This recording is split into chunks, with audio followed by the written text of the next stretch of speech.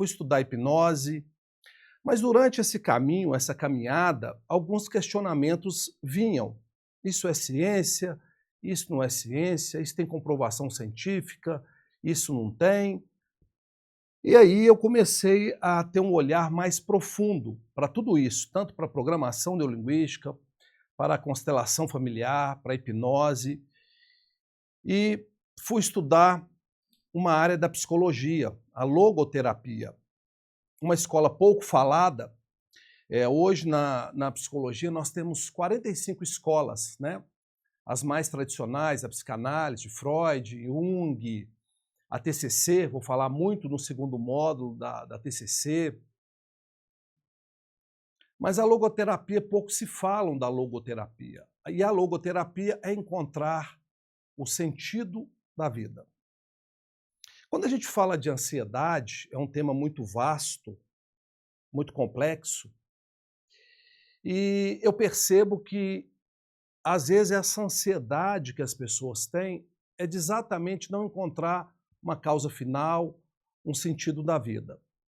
Nesse caminho de estudo que eu fui aprofundando, e aí eu fui buscando o lato sensu. Esse ano eu tiro minha pós-graduação em inteligência sistêmica, constelação familiar, lato sensu. Eu fui buscando que, para qualquer cura, o primeiro passo é acolhimento. Um dos processos terapêuticos que mais funciona, indiferente de qualquer linha que seja ela, psicanálise, logoterapia, TCC, o primeiro passo é o acolhimento. Então, a gente tem que olhar para o ser humano, o lado biopsíquico. Na psicologia a gente fala socioambiental, que é o ambiente, o sociocultural, e na logoterapia a gente ainda aprofunda para o espiritual. Então, quando eu olho para a pessoa humana só com o olhar, exemplo, só com o bio, só com a matéria, só com o corpo, eu estou reduzindo essa pessoa no bio. Eu tenho que olhar para o ser humano pelo todo dele. A ansiedade, se a gente for aprofundar, ela é uma questão social. A gente briga, na maioria das vezes, com os dados da nossa existência. A gente não se aceita. Então, a gente não aceita muitas vezes a cor, o dinheiro. Hoje a gente vive num mundo de protótipos de sucesso. E a ansiedade, ela é uma resposta do tensionamento da vida. Ou seja, o que é isso? A vida, ela é uma emoção no qual não tem controle disso. Eu não tenho controle de nenhuma emoção. Mas eu posso procurar ter controle da interpretação daquela emoção. Vou falar isso muito no segundo módulo. Então, a vida me tensiona o tempo todo. É no trabalho, é na família, é no dia a dia. O tempo todo eu sou tensionado, né? Exemplo, eu vou para a academia, eu tenho que postar lá, ó, tá pago. E vamos imaginar que ainda assim eu não queira entrar nesse mundo de protótipos. Mas vou dar um exemplo. Minha mãe está com Alzheimer e todas as vezes que eu encontro com ela, ela me fala, você está indo na academia? Você está malhando? Estou achando que você está meio gordinho. Ou seja, ela está me lembrando de algo que talvez eu não queira lembrar. A rede social, ela me lembra o tempo todo disso, de comparações. Então, ou seja, cada vez mais eu vou criando uma ansiedade do modelo de protótipos.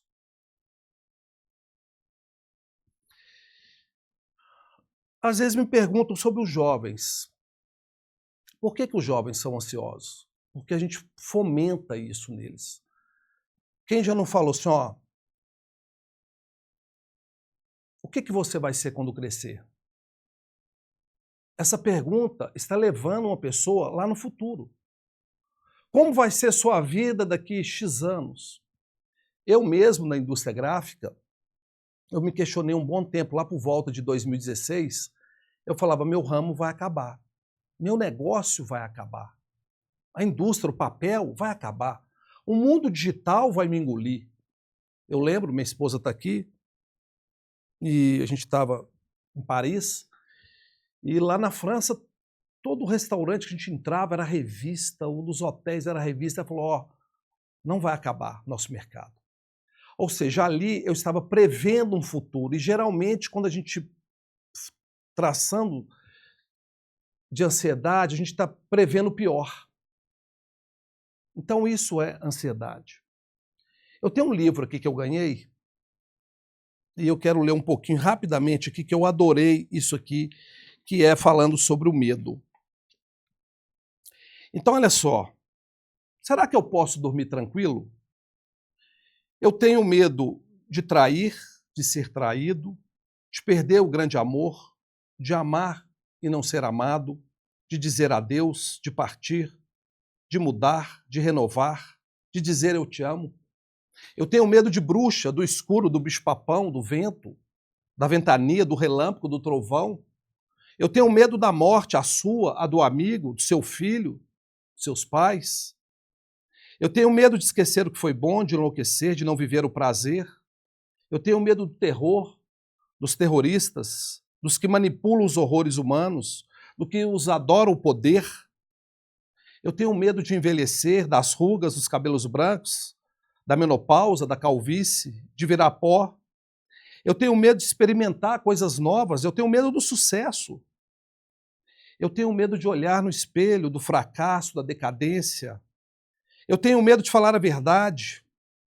Eu tenho medo de não ter o filho desejado, de não vê-lo crescê-lo, de vê-lo adoecer, de vê-lo que ele não está feliz. Eu tenho medo do chefe que grita, que não elogia, que não explica, que não brinca, que só xinga, que assedia.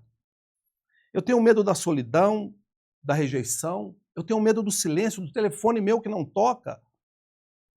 Eu tenho medo de pagar mico.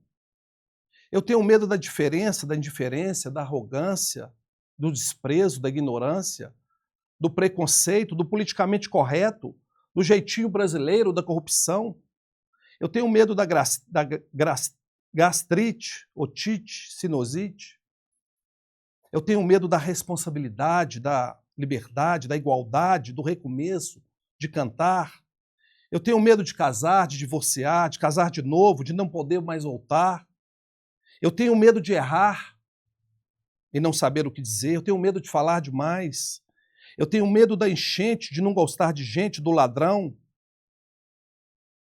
Eu tenho medo da ditadura, do neoliberalismo, do comunismo, do nazismo, do Trump.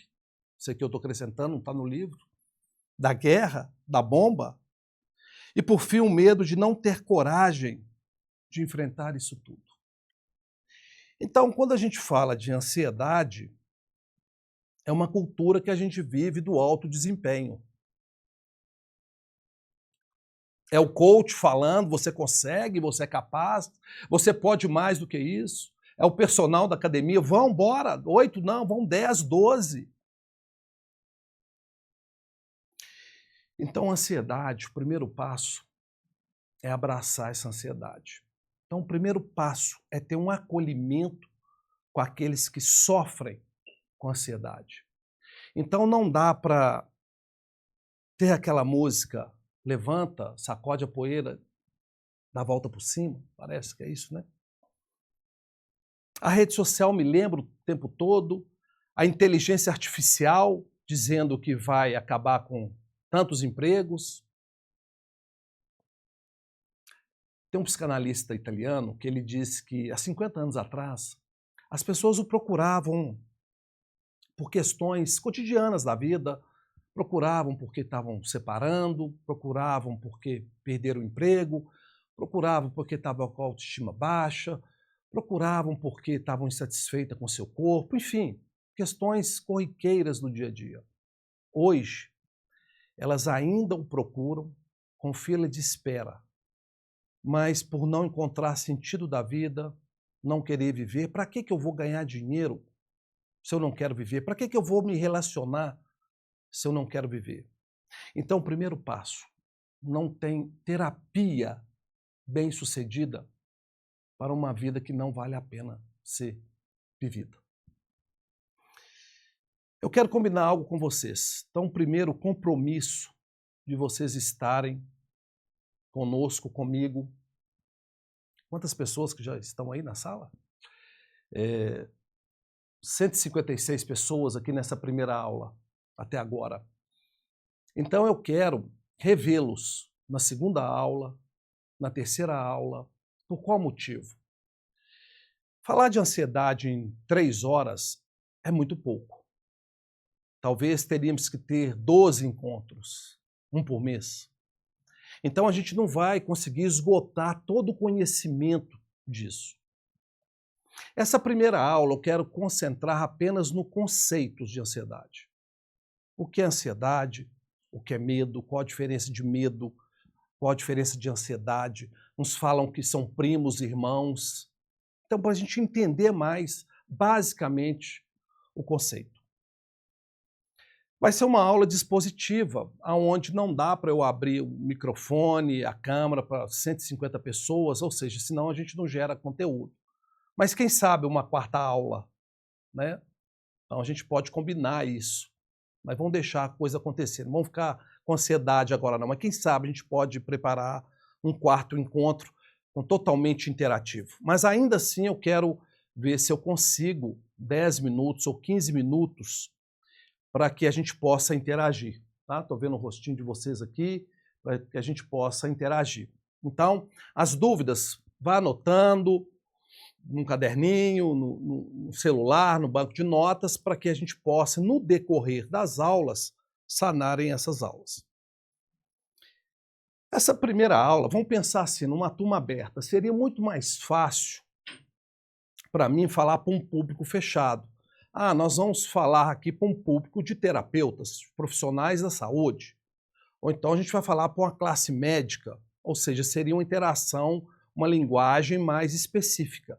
Mas aqui eu tenho que pensar da seguinte maneira. Então, provavelmente, com certeza, inclusive na equipe do Instituto, tem vários médicos com muita autoridade do assunto, vários profissionais da saúde, terapeutas, psicólogos, mas também pessoas leigas do assunto, pessoas com sede de saber um pouco mais dessa ansiedade.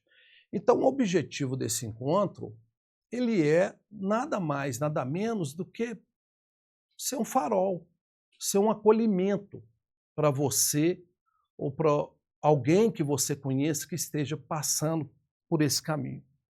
Então, a primeira aula, apenas conceito, nada além disso. A segunda aula, eu quero aprofundar mais no funcionamento do cérebro. Mas, de novo, uma aula bem prática, bem simples, não vou aprofundar em muito em eixo HPA, vou falar em neocórtex, em amígdala, vou falar. Mas não aprofundar tanto nesses termos mais científicos. Mas é importante que você entenda um pouco o funcionamento do cérebro. Você entenda isso, um pouco como o cérebro funciona. Por que terapia funciona? Por quê? Por que atividade física faz bem? Por que mindfulness faz bem para a ansiedade? Por quê? Qual que é o padrão ouro de terapia? Vou falar um pouco sobre isso. Então, o segundo módulo, o que é neuroplasticidade? Você entender que seu cérebro ele é condicionado, você consegue condicionar seu pensamento. De novo, eu não tenho controle do que chega, mas eu posso treinar a minha interpretação sobre aquilo ali. Nosso cérebro ele é modular. Então, essa será a segunda aula. E a terceira aula, aí sim, só com práticas, exercício, dicas. Eu acredito que essa aula poderá ser uma troca muito maior. Então, essa primeira aula, infelizmente ou felizmente pelo número de pessoas, já estamos com quase 200 pessoas, 161, eu não consigo ter uma interação tão grande com vocês. Mas o que é relevante é eu gerar conteúdo, porque senão seria uma live da gente, né? Uma troca, e o objetivo aqui é bem mais profundo do que esse.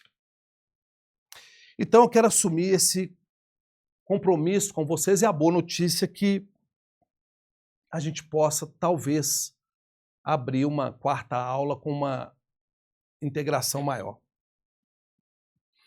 Essa aula, será gravada. Por qual motivo?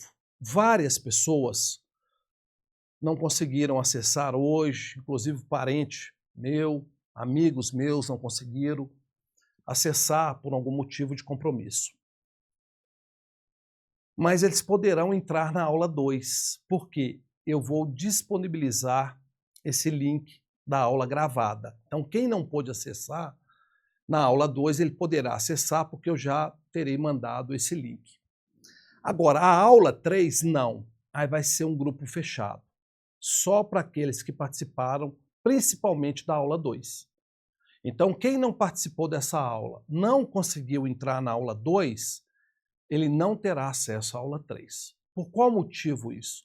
Não faz sentido eu falar de um exercício prático, eu falar de um padrão ouro de terapia, eu falar de crise de ansiedade, como lidar com a pessoa que está em crise de ansiedade naquele momento, o que fazer se a pessoa perdeu todo o conceito. Legal? Então, eu quero firmar esse compromisso com vocês, já tem as 3 datas aí, para a gente caminhar junto. E, de novo, podem ter certeza que ninguém sairá com dúvidas. Eu tenho meu WhatsApp, todos têm meu contato, peço à equipe para, no final da aula, disponibilizar o meu contato. É claro que a minha agenda é corrida com empresas, mas eu prometo que eu responderei todos com dúvidas. Legal? O meu objetivo aqui, até coloquei aqui no meu slide, é vocês conseguirem estabelecer estratégia para um comportamento melhor, talvez um controle melhor, uma decisão melhor. Um outro detalhe importante. A programação neurolinguística ela não é ciência. Eles falam que ela é ciência. Não é ciência. Ela é uma terapia integrativa, ela é um conjunto de técnicas, de ferramentas, mas que ela tem uma correlação muito grande com a medicina, com a psicologia. Por exemplo, quando eu falo de uma ferramenta que é metamodelo de linguagem, da Virginia Satir, ela pegou de um psicólogo chamado Levi Moreno. E que esse psicólogo, ele modelou, ou ele leu, ou ele estudou sobre Sócrates, que é o princípio socrático.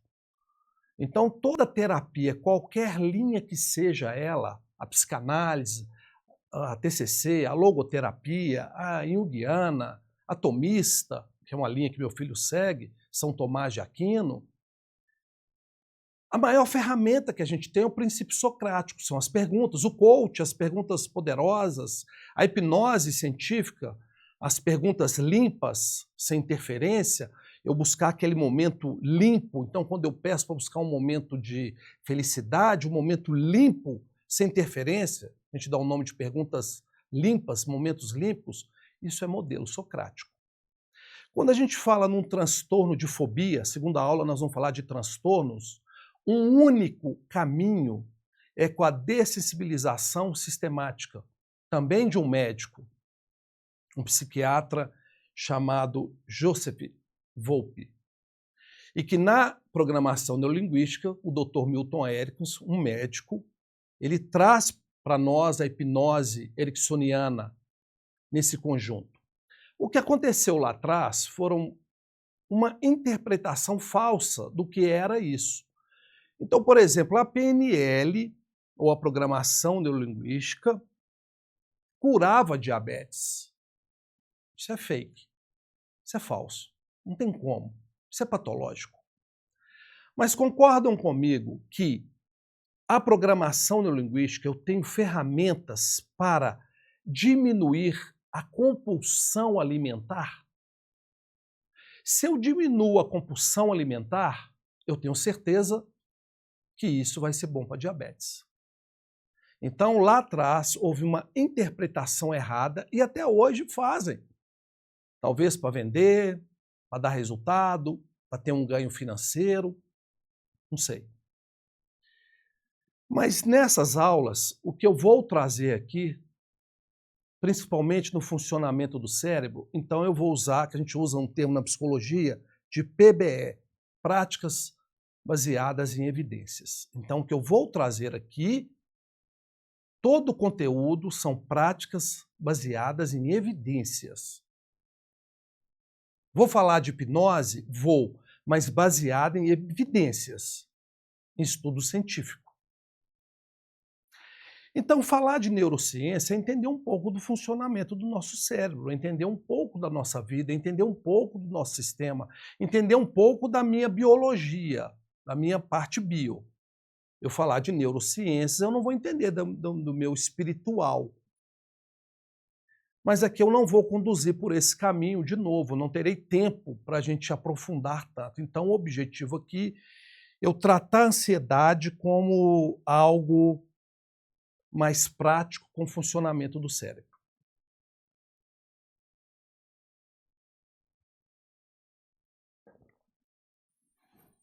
Deixa eu ver na carinha do pessoal aí.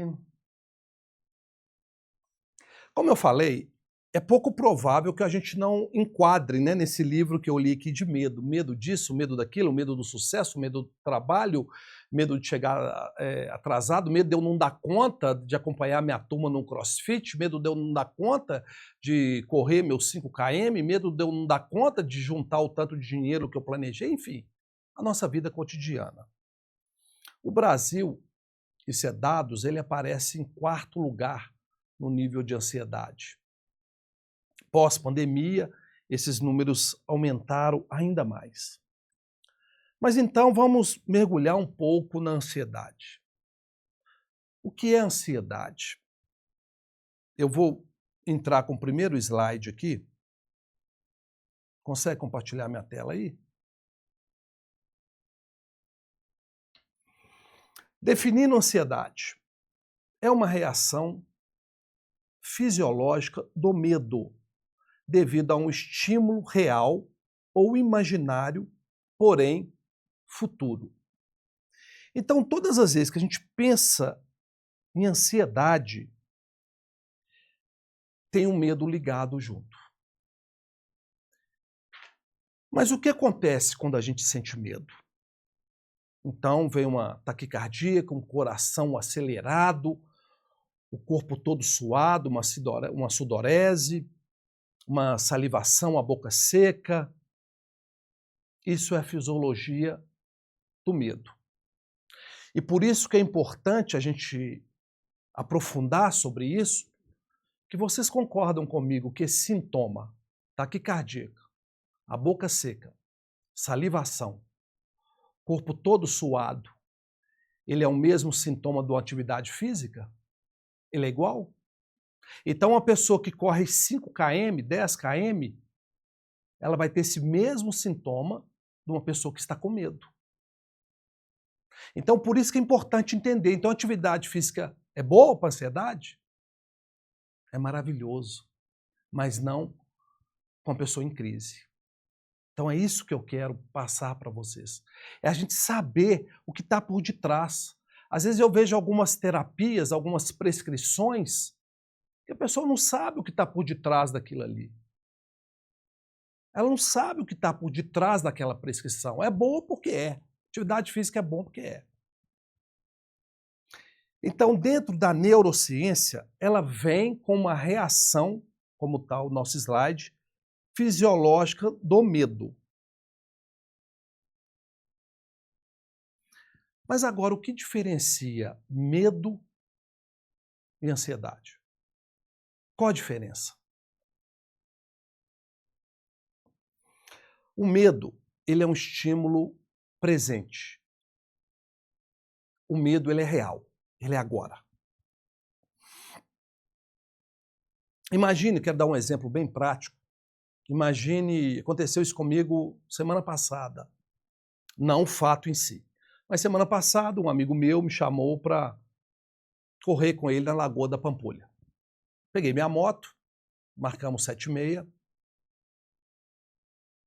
e fui encontrar com ele. Não aconteceu nada, mas eu quero desenhar um contexto aqui. Então imagine, peguei Antônio Carlos, parei num sinal ali, 7h30 da noite, de repente, estou parado ali, no sinal, minha moto é uma moto grande, chama atenção, não tanto em Belo Horizonte, mas São Paulo ninguém anda de Big Trail, Rio de Janeiro ninguém anda mais. Mas vamos imaginar que eu parado ali, com roupa de academia, de corrida, aliás, né? Relógio, um tênis, e chegassem dois assaltantes, eu quero o seu celular, eu quero o seu relógio, bobear, eu quero a sua moto. Qual a reação que eu ia ter ali? O medo. O coração disparado, o corpo suando, talvez até o intestino, uma reação fisiológica do intestino, mas aquele medo ele é real. Aquele medo ali, eu estou com medo de perder minha vida, eu estou com medo de acontecer algo, como a gente acabou de ver na mídia agora, um ciclista, Vitor Medrado, correndo em São Paulo, né? Os assaltantes chegaram, deram um tiro. Ali é real. Aquele medo é real. Está acontecendo agora, nesse momento. Isso é medo. Agora, imagine que semana que vem eu tivesse que apresentar uma prova no meu TCC. Eu tivesse uma reunião, eu estaria com medo. Isso é ansiedade. Então, a ansiedade sempre vai ser um medo do futuro. Isso é ansiedade. O medo é algo presente. A ansiedade é um medo do futuro. Então, aqui já fica claro esse conceito de medo e ansiedade. Sempre no futuro. Agora, só que nós somos, como eu falei, um ser bio, psíquico, espiritual, a gente é ser humano. Então, para haver ansiedade, tem que ter um objeto fóbico. Eu tenho que ter medo de algo concreto. Mas vamos imaginar uma situação, um jovem que tirou uma nota ruim, adolescente, na prova. Ele está com medo dos pais dele, está com medo de contar aquilo ali para os pais dele. Então ele pode sofrer um processo aí que o medo é contar aquilo para o pai.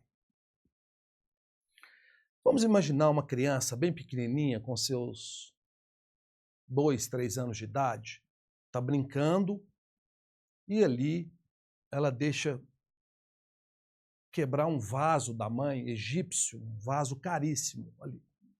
Uma criança de 2, 3 anos, ela não tem repertório de vida. Ela não tem um discernimento cognitivo de pensar, nossa, eu vou colar esse vaso minha mãe consegue comprar outro. Ela não tem esse pensamento analítico.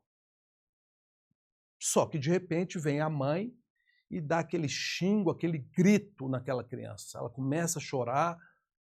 Ela é muito pequenininha, talvez assustada com a reação da mãe, aquela reação de grito.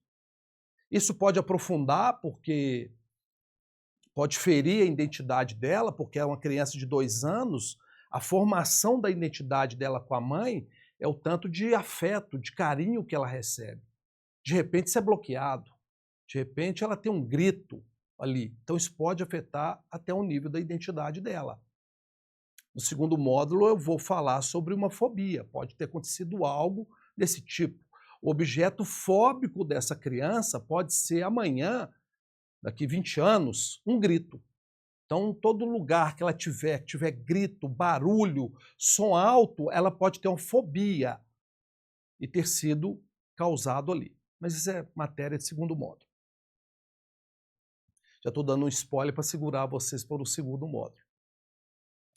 Mas agora vamos pensar uma outra situação. Um adolescente agora, de 15, 16 anos, também na mesma cena. Ele está ali, mexendo no vaso da mãe, e o vaso cai e quebra. Da mesma forma. Só que o adolescente, ele já tem uma cognição. Então ele, opa, deixa eu esconder as cenas do crime aqui. Deixa eu esconder a cena do crime. Deixa eu ver o que eu vou fazer aqui. Já sei, vou colar esse vaso. Tem uma técnica, estou tentando lembrar o nome aqui, japonesa. Kintsugi, parece. É uma técnica que no Japão eles vão colando, né, os vasos, a cerâmica, vão colando os pedaços quando quebra. E aquilo ali eles passam resina, alguns passam ouro. Então aquela peça passa a valer muito mais do que a peça original. Isso é uma técnica japonesa. Acho que chama Kintsugi. Tem metáforas que eles falam no autoconhecimento, que... Consegue pôr mais uma aguinha aqui para mim? Que cada peça é uma cicatriz sua, eles fazem uma metáfora nisso aí do autoconhecimento. Mas vamos pensar que esse jovem, ele fez isso. Então ele pegou o vaso e começou a colar aquele vaso. Vou dar um argumento à minha mãe, que o vaso ficou mais bonito.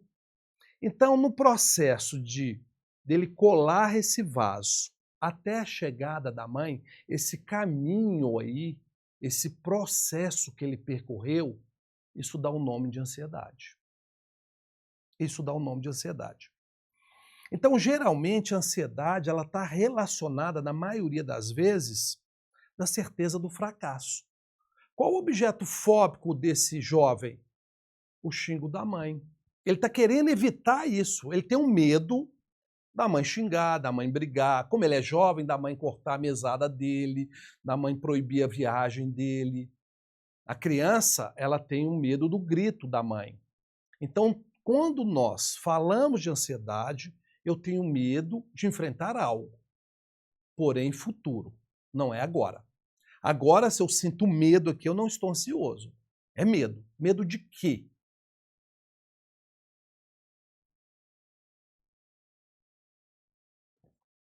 Então vamos entender um pouco os objetivos da ansiedade. Olha só. Destruir objeto do medo. Então, para ter ansiedade, eu tenho que ter um objeto de medo. Eu tenho que ter algo que eu fujo disso.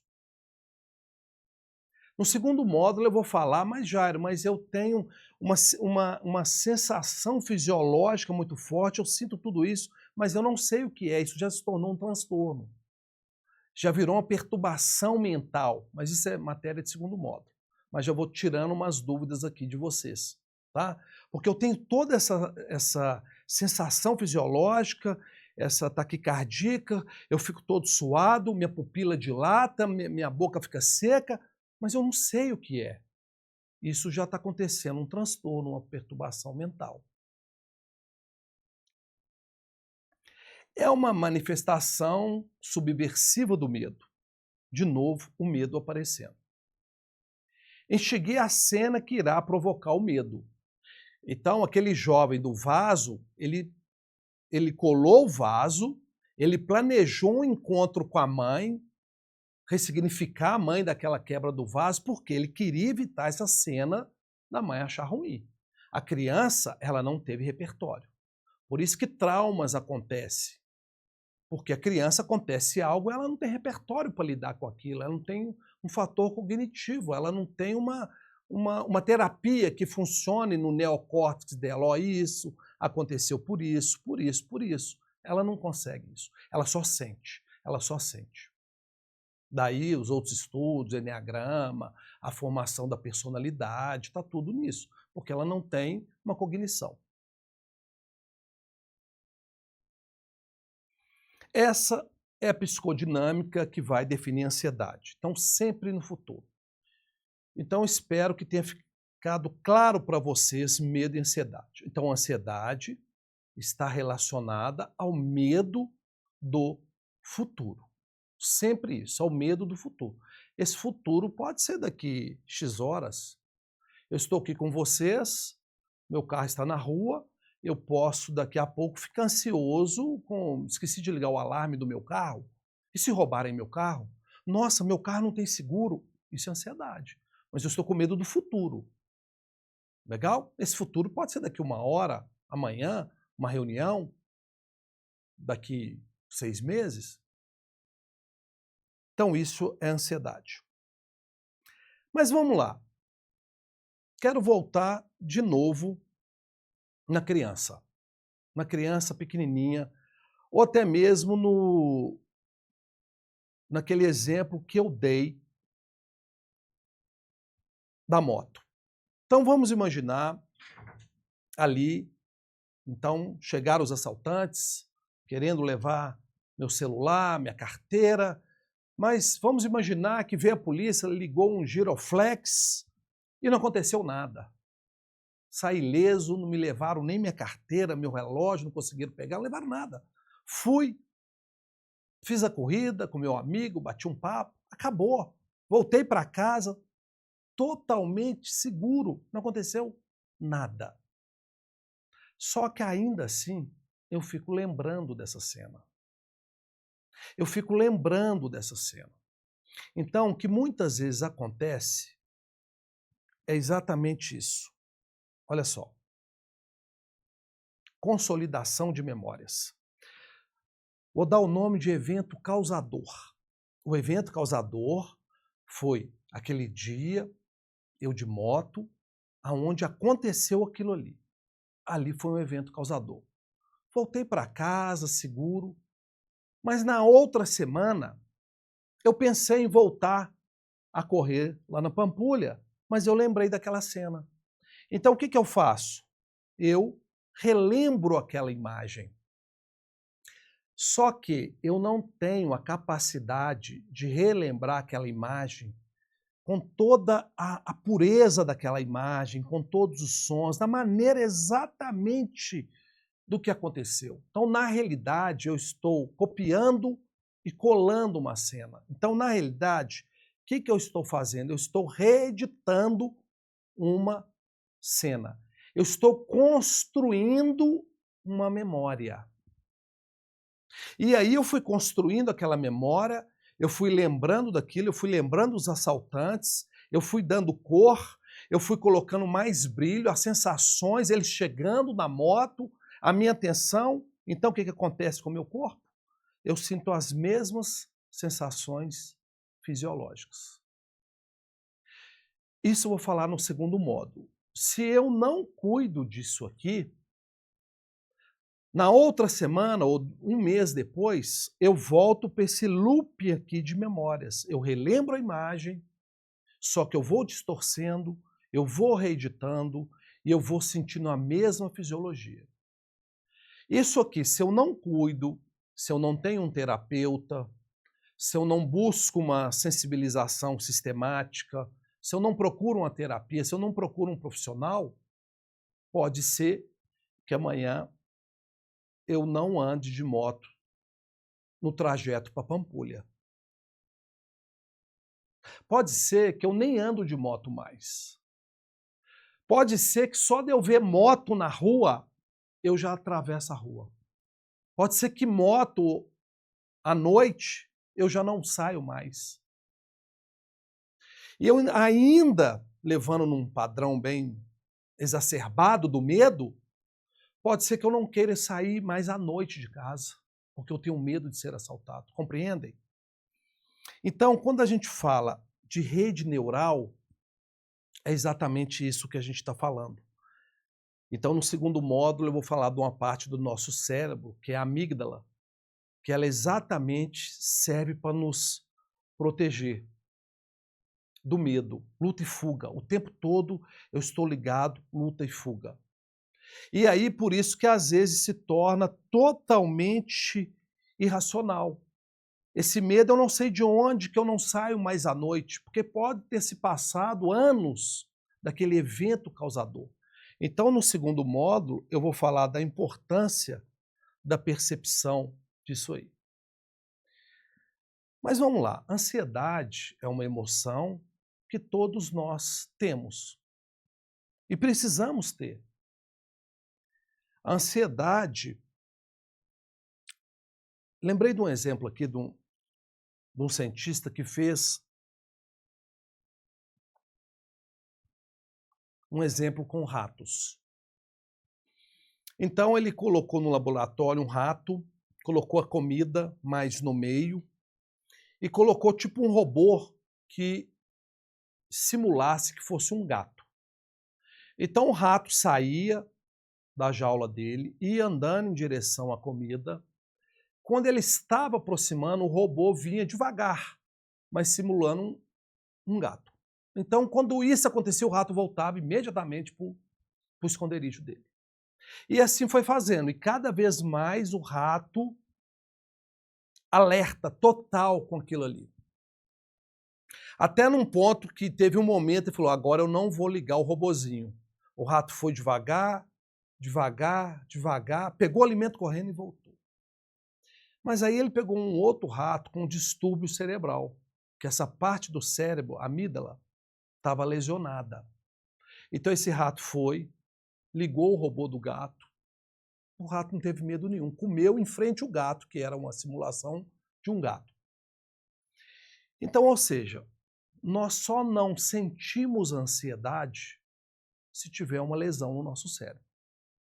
Se tiver algo no nosso cérebro que nós perdemos o medo.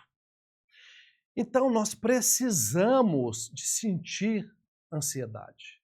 Então, a ansiedade é uma adaptação evolutiva. Se a gente buscar a antropologia da nossa história, o medo era bem mais exacerbado, porque o medo naquela época era igual à morte. Então eu tinha medo de um predador, eu tinha medo de não encontrar comida, eu tinha medo de passar sede, eu tinha medo, não tinha médico, não tinha anestesia, então morria-se de tudo. Então o medo era muito grande ali. E ali é uma adaptação evolutiva, ou seja, a gente vai se adaptando ao ambiente para evitar que algo ruim aconteça. E até hoje nós fazemos isso. Eu chego no ambiente, eu vou me adaptando naquele ambiente para evitar que eu tenha um possível medo. Então isso é uma adaptação evolutiva. Então veja bem, quando o ser humano começa a ganhar essa capacidade de projetar, de planejar o futuro, de fazer um checklist, isso é um processo de ansiedade. Por quê? Porque ele não quer que saia nada errado. Semana que vem, estou com minha esposa aqui, a gente vai fazer uma viagem, tirar uns dias de férias. Então, estou no momento, a partir do momento que a gente decidiu viajar, ela escolheu o local, eu fui conferir meu passaporte, eu fui olhar minha agenda. Essa semana eu estou muito apertado na empresa, porque eu estou olhando meu fluxo de caixa, eu vou ficar 10 dias fora, então eu tenho que ver o fluxo de caixa da empresa. Eu estou olhando a situação do clima lá vai estar frio. O que eu estou fazendo? Eu estou buscando eliminar que algo dê errado.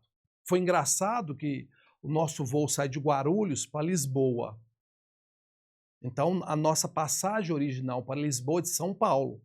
E ela comprou um voo comercial de Belo Horizonte a Guarulhos. Estava mais barato do que Belo Horizonte a Portugal direto. E quando eu vi que ela me mandou os bilhetes, o intervalo era muito pequeno, de 1 hora apenas. Eu falei, Ana Flávia, olha só, se esse voo atrasar, a gente perde o voo de Lisboa. Porque não é uma conexão, é um voo separado. Então não pode correr esse risco. Perdemos as viagens, nosso trecho de ida, e eu comprei uma outra passagem, chegando com 3 ou 4 horas de antecedência. Isso foi um processo de ansiedade. Mas por quê? Eu estava querendo evitar que algo dê errado. Então, todas as vezes que nós estamos planejando algo, criando situações, pensamento analíticos, isso é um processo de ansiedade. Mas isso é uma capacidade evolutiva nossa. Então é importante a gente sentir medo. A ansiedade é para evitar o perigo. Então lembra que no início, hoje, eu falei desse acolhimento. Então essa ansiedade, a gente precisa abraçar essa ansiedade.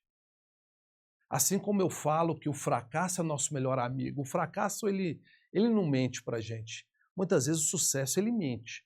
O fracasso ele não mente, o fracasso é seu melhor amigo. Pode abraçar o fracasso, que realmente é o que você é. Verdadeiramente é o que você é. Os amigos que estão ao seu lado quando você está no fracasso são seus verdadeiros amigos. Os lugares que você pode frequentar verdadeiramente é. A ansiedade é a mesma coisa. Abrace essa ansiedade. Então, na realidade, a ansiedade ela está me protegendo. Então, na realidade, a ansiedade ela está me protegendo que algo aconteça lá no futuro. E aí é importante a história de vida que eu tenho, por isso que é importante o presente, como eu olho para a vida. Eu hoje, na minha situação, eu falo isso para as pessoas que convivem comigo, as pessoas mais próximas, as pessoas na empresa, eu estou fazendo um planejamento financeiro da minha vida para 10 anos. Eu venho de empresa, então eu vou aposentar com INSS. Então, estou fazendo um planejamento. Então, isso é um processo de ansiedade. Eu estou olhando para a minha vida daqui a 10 anos com qual renda que eu planejo ter. Mas isso está sob controle. Isso é uma ansiedade que me impulsiona. Esse olhar minha viagem, o fluxo de caixa, os lugares que a gente vai para aproveitar ao máximo, ou seja, isso me impulsiona. Isso é uma ansiedade de uma valência positiva. No segundo módulo eu vou falar. Aliás, eu trouxe um slide que eu vou falar nesse módulo ainda. Isso é muito comum apenas com a pessoa humana. Tem um livro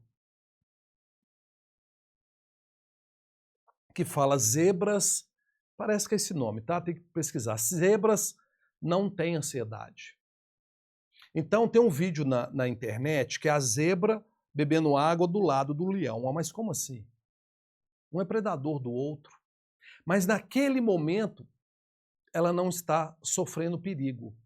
Então os animais, eles têm luta e fuga naquele momento presente.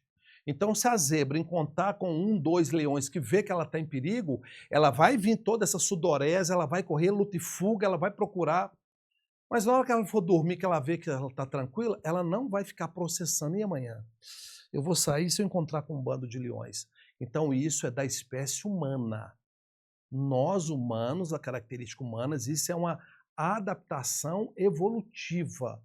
A gente vai crescendo e, de novo, olha só, cada vez mais a gente vai fomentando ansiedade nos filhos, no colega de trabalho. Já pensou na sua profissão, como é que vai dar daqui a 2 anos? Já parou para pensar com a inteligência artificial chegando? Eu mesmo falei isso ano passado com meus filhos, a IA, a inteligência artificial, vai tirar 30% do emprego, vai acabar com os estagiários. Ou seja, o que eu estou criando? Eu estou criando uma tensão, uma ansiedade para eles que estão chegando agora. Né? Falei isso que eu passei isso no meu ramo, na indústria. Então, a primeira coisa que a gente tem que sair daqui de hoje não tem como eliminar uma ansiedade, acabar com a ansiedade, zerar o seu nível de ansiedade. Isso é algo que é nosso, que é biológico, de novo, que é da nossa evolução. Então, zerar a ansiedade é uma falácia, é uma falsa promessa. Infelizmente, generalizando, claro, hoje o mundo está cheio de falsas promessas, né? Que deem resultado melhor, talvez mais rápido. A própria medicina, eu falo que toda profissão é maravilhosa. Toda profissão tem um propósito. O lixeiro, quando você vê ali, não é frase pronta, não é jargão, mas você vê ele coletando ali todos os dias, ali por detrás daquele caminhão de lixo, deixa ele ficar 1 semana sem passar na sua rua, que transtorno que vai virar a sua casa, a minha empresa, o cheiro ruim. Então é uma profissão maravilhosa. Quando ele encontra sentido, quando é daquele esforço dele que forma um filho. A medicina, para mim, é um sacerdócio, é uma das profissões mais lindas que eu conheço. E eu trouxe até um livro aqui, que eu peguei aqui do... Deixa eu ver se está aqui. Isso aqui eu ganhei do presidente do Mater Dei, já o avô, já está na 3ª geração, né? Então, do senhor José Salvador. Olha que coisa linda isso aqui. Os sonhos que sonha a medicina sempre fizeram nascer homens admiráveis. Precisamos de menos dor, nasce Thomas Green Morton. Precisamos salvar vidas, nasce Alexander Fleming. Precisamos de compaixão, nasce Nice da Silveira.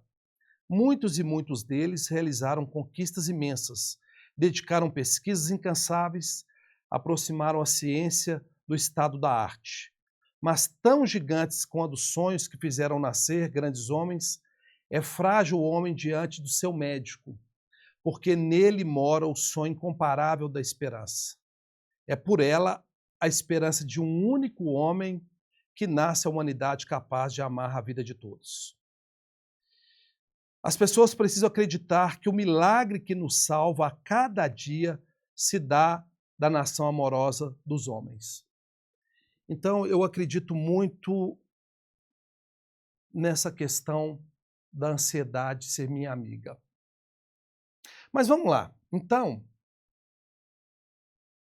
e aí, eu trouxe isso aqui porque eu, com uma ansiedade controlada desse conteúdo, né, de aula, de workshop, eu pensei assim, eu quero dar um nome além do que é ansiedade, além do que o protótipo da ansiedade, além do que eles falam aí. E aí eu fui pesquisar alguns nomes, tirei isso do Instagram, tá, de pessoas fazendo workshop, palestra, e olha os nomes que eu encontro. Ansiedade nunca mais. Diga adeus, ansiedade. Ansiedade zero. O fim da ansiedade começa aqui. Eu acredito, nós estamos com 156 pessoas, se eu começasse uma palestra assim, diga adeus, ansiedade, nós teríamos 300 pessoas ali. Eu acredito que poderia até cobrar um valor irrisório, R$50, vezes 300, eu sou bom de matemática, sou bem das exatas, eu ia ganhar 15 mil hoje com vocês em uma hora se eu colocasse um nome desse. O fim da ansiedade começa aqui.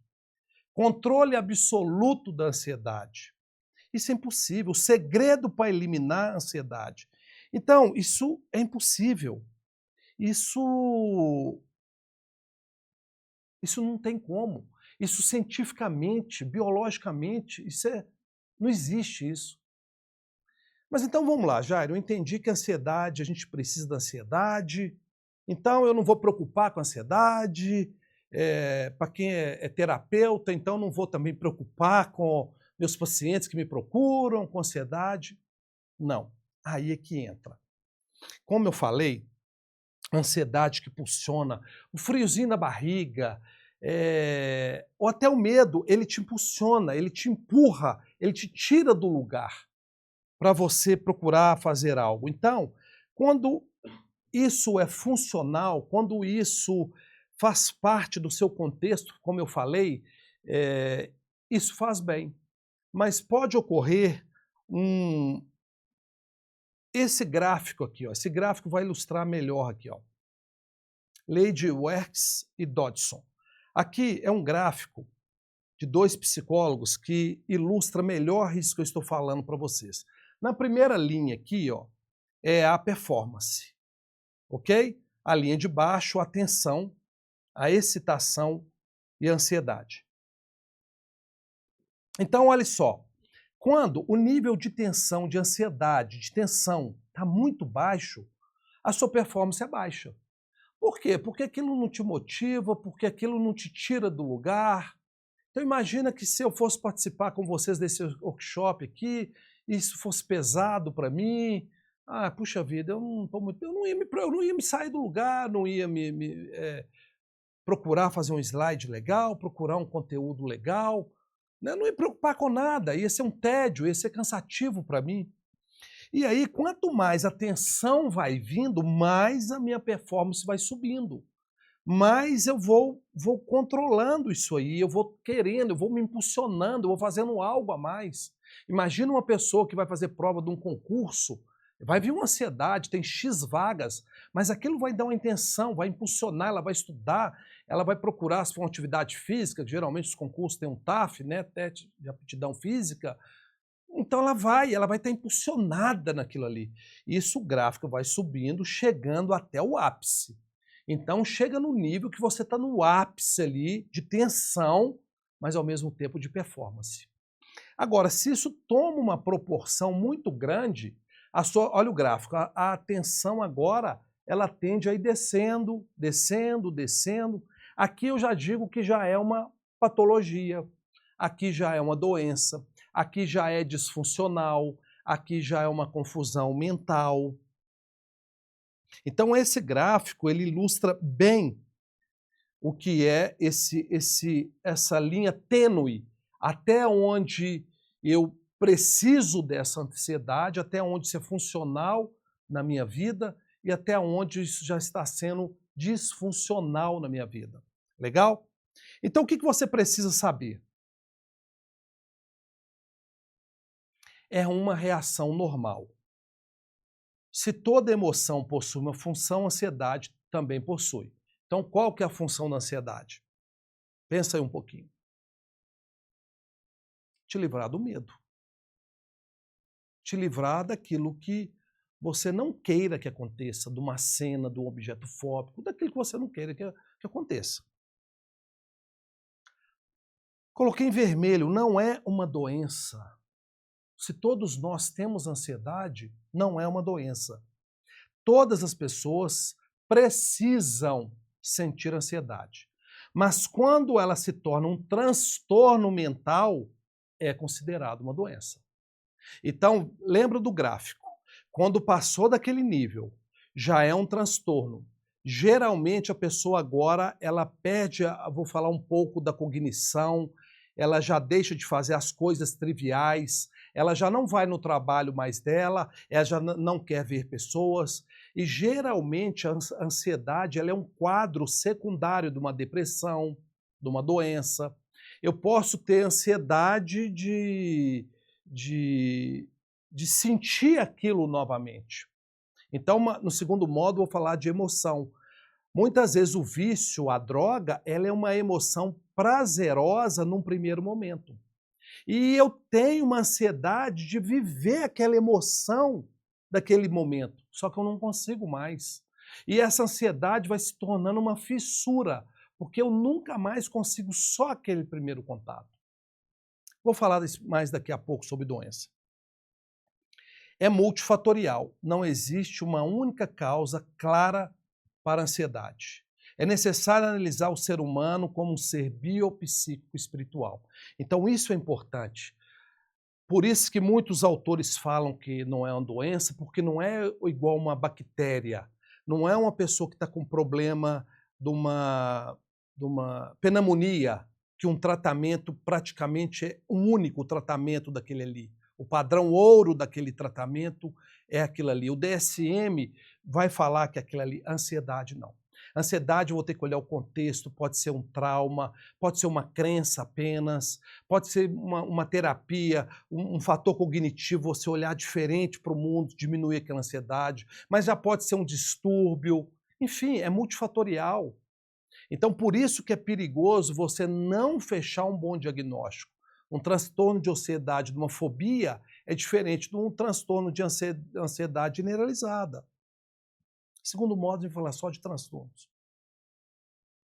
Pode ser controlada. Então, existem estratégias comprovadas, eficazes para um controle de ansiedade. Então, eu costumo dizer assim, ó, eu gosto de uma analogia bem simples, para que você que não é da área entenda. Por exemplo, hoje a ciência me mostra meu nível de colesterol, meu nível de glicose, meu nível do gama-GT, meu nível do triglicérides. Eu tenho um exame ali, eu acompanho, o médico acompanha. A primeira coisa que o médico vai te pedir é um exame. Mas agora, eu não tenho controle do nível de saudade. Eu estou com muita ou pouca saudade. Eu estou com muita ou pouca raiva. Eu estou num estado de muita ou pouca confiança. Eu confio muito em você ou pouco. Eu não consigo medir isso, a não ser eu mesmo. E o maior sintoma é o corpo, é a fisiologia. Não tem como você confiar numa pessoa e sua respiração tá rápida. Assim como você tá com muito medo e uma respiração tranquila, uma voz pausada, não tem como. Então, o seu corpo bio é o maior sintoma que a gente pode ter. Então, os exercícios para controlar exatamente isso. Mas e os transtornos de ansiedade? Segundo o DSM, Manual de Diagnóstico Estatísticos, a gente vai falar na segunda aula mais de transtornos. Os transtornos de ansiedade incluem transtornos que compartilham características de medo. Então, novamente, o medo aparece aí como o autor principal. E ansiedade, excessivos e perturbações comportamentais relacionadas. Então, o transtorno, já falei muito sobre isso. vai chegando no nível do nível que aí você perde toda a cognição, a parte do neocórtex, a parte racional. Então você não quer ver pessoas, você não quer sair, você não quer encontrar com as pessoas, você não quer ir para academia, você muitas vezes confunde até com depressão, porque a pessoa ela se tranca. E por isso, de novo, lembro lá no início do nosso bate-papo, da nossa aula, da maneira que a gente possa querer dar uma nomenclatura, o importante do acolhimento, porque se eu não passo por isso, muitas vezes eu não consigo compreender a dor do outro, o que o outro está passando. Muitas vezes eu quero levar aquilo de forma racional para a pessoa, só que ela tá com uma perturbação mental muito grande. Medo é a resposta emocional à ameaça iminente real ou percebida, enquanto ansiedade é antecipação da ameaça futura. Passamos isso também. De acordo com o CID-11, CID-11 é uma classificação internacional de doenças. Ansiedade é um estado mental suscitado de antecipação a uma ameaça ou ameaça potencial, resultando em um estado de maior vigilância. Ou seja, eu fico mais alerta, por isso que a pupila dilata, porque você está totalmente alerta, seu campo de visão aumenta. É caracterizado por experiências subjetivas, como preocupações, tensão, alterações fisiológicas, incluindo sudorese, tontura, bem como aumento da pressão arterial e frequência cardíaca.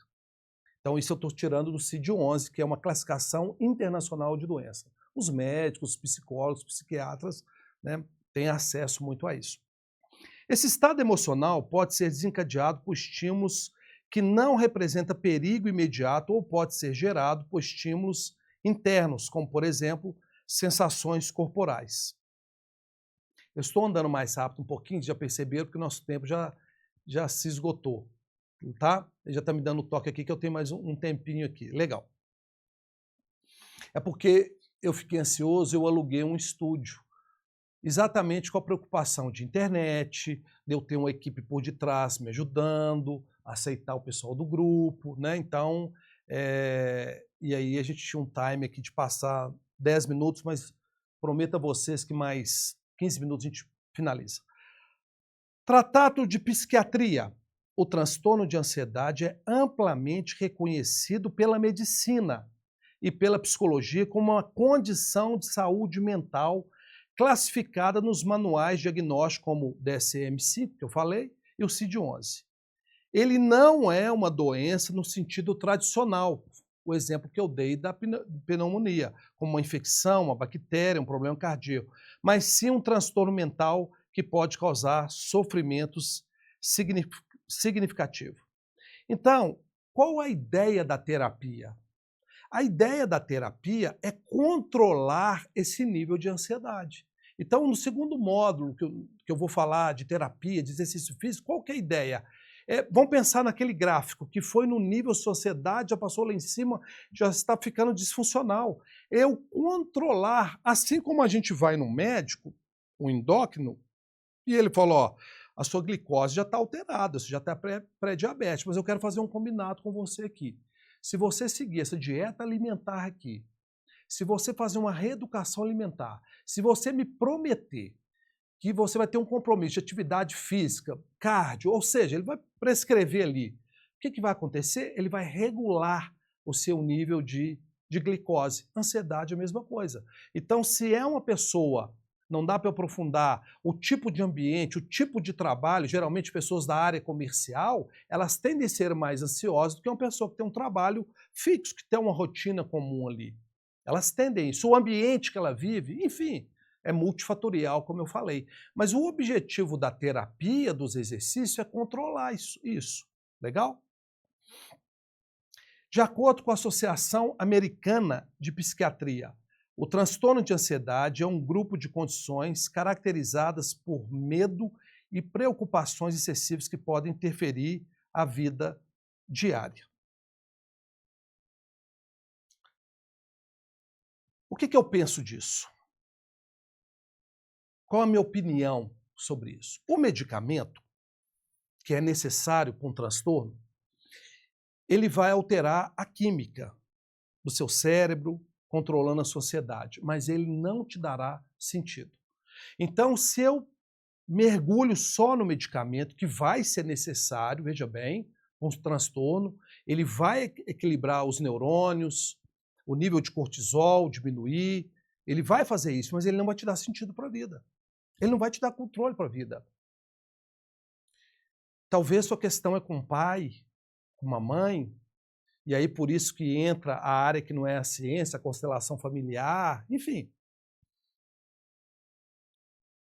Agora, só a psicoterapia, ela sim vai te dar sentido, vai te dar estratégia, vai te dar um repertório mais comportamental, você saber como lidar com isso, dando uma direção, dando uma luz, mas talvez o terreno não esteja pronto para você começar uma terapia. Então, o que eu penso que, quando a gente une isso, é um padrão ouro.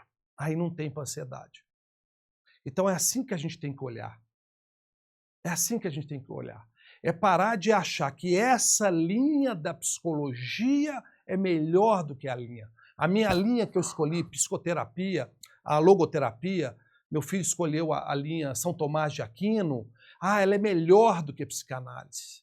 Ela é melhor do que TCC. Claro que para a ansiedade terá um padrão ouro, vou falar isso só no segundo modo. Tem uma linha que é um padrão ouro para isso. Mas por que não essa linha com essa outra aqui? Muitas vezes, no transtorno, seu corpo está bugando. E aí ele precisa da medicação.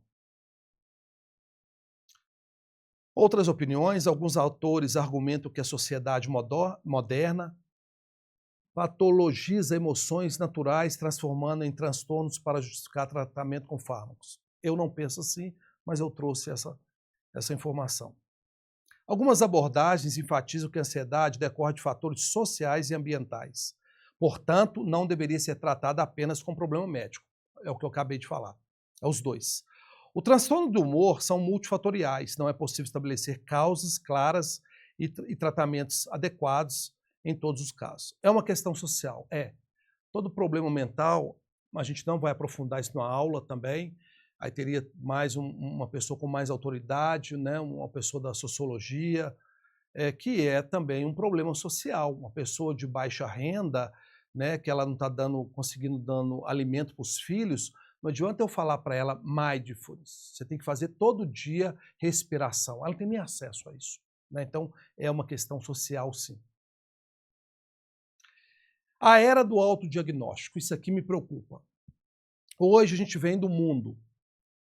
Um fenômeno que tem se tornado cada vez mais frequente, chamado a atenção dos médicos profissionais da saúde. Causas: testes psicológicos por internet. Então as pessoas não querem aprofundar. As pessoas querem conteúdo questionáveis com objetivo de venda. Ou seja, foi o que eu acabei de falar. Talvez se meu nome, vou chamar de workshop, fosse um nome mais vendável, né, teria de vez 150, 160, 300, 500 pessoas. As pessoas querem isso, né? Falta de interesse em explicações detalhadas. O mundo hoje da leitura dinâmica. Vídeo com respostas imediatas, listas de sintomas nas quais as pessoas se encaixam, através de um questionamento simplista. Então, por exemplo, esse livro que eu comecei a ler para você, Medo disso, disso, disso. Imagina eu fazer um questionário disso e publicar na internet. Eu sou ansioso, claro. Então sejam bem-vindos, todos nós, eu sou ansioso, as 150 pessoas que estão na aula até agora são ansiosas, claro que são. Então se eu faço um questionário simplista, isso acontece com várias ferramentas, né? E aqui é a frase que eu termino para vocês. Geralmente, a ansiedade ela vai te fadar ao fracasso, porque a gente é muito bom nisso. Planejar o medo, mas isso pode dar errado, uma conspiração. Então, a gente cria, a gente tem uma capacidade, eu falo que a nossa maior capacidade do ser humano em relação ao Criador, a Deus, é a capacidade de criar. Nós somos criadores e muitas vezes a gente cria tanto na nossa mente, a gente cria tanto que a gente arruma uma bagunça para a nossa vida. Mas hoje eu quero finalizar com essa frase. Nenhuma emoção é capaz de me dar certeza do futuro. Nenhuma emoção. Nada pode prever o meu amanhã. Então, independente se eu estou aqui muito feliz, muito alegre ou com muito medo, nada, nenhuma emoção pode prever a certeza do amanhã. Então, quero finalizar essa aula e agora eu vou dar o nome de aula porque nosso tempo esgotou, então não tenho como abrir para perguntas, nem mesmo no chat, mas foi o que eu falei, o que é relevante para mim é entregar conteúdo para vocês. Aí podemos sim abrir uma quarta, quinta, isso virasse um encontro, mas o objetivo é eu entregar um conteúdo para vocês. O meu objetivo é ser um farol, a floresta é sua, só você que vai passar por essa dor, a floresta, mas talvez uma frase, um conteúdo, algo que você tenha escutado aqui pode transformar, tocar. Eu brinco com meu filho, ele começou na empresa comigo, eu falei, menino que não anda, não vende picolé. Então, a gente tem que andar todos os dias para vender picolé. Então, que talvez algo aqui te impulsione a fazer algo amanhã, a andar para você vender picolé amanhã. Então, quero agradecer, meu boa noite. A segunda aula, eu vou deixar toda essa aula gravada, como eu falei, várias pessoas não puderam entrar nessa aula, 170 pessoas que entraram, né? 170 que entraram, estamos com 139 agora, estou olhando o rostinho de cada um aí, mas aí eu vou mandar para as pessoas que não puderam, aí na segunda aula, agora a terceira aula, aí será um grupo fechado, combinado? Então quero agradecer, estou muito feliz, é uma alegria inenarrável estar com vocês aqui, de poder partilhar com vocês aqui um pouco do que eu acredito, um pouco do que eu penso, dessa caminhada que eu percebi que o que mais funciona numa terapia é o acolhimento. E a PNL é o como fazer isso. Ah, mas eu preciso de gerar uma autoridade. Como que eu gero essa autoridade? Ah, mas eu preciso de criar um vínculo com o meu paciente. Como que eu faço isso? Como que eu crio o vínculo? Então a PNL não é a ciência, mas ela é a forma do como fazer. Então, mais uma vez, obrigado e boa noite a todos vocês que esteve comigo aqui. Abraço. E até a próxima aula, está aí para vocês o calendário. Sabem de qual a data? Me ajudem? Não sei, gente, meu time aqui... Agradecer o pessoal da equipe, minha esposa está aqui, a Adalberto que está aqui, que cuida de tudo, do marketing, agradecer a todos vocês e agradecer principalmente a você que esteve aqui. Muito obrigado, gente, e até março. Eu sei que é março, não sei a data de como, eu sei que é março. Não estou ansioso, né? Até lá, gente. Abraço.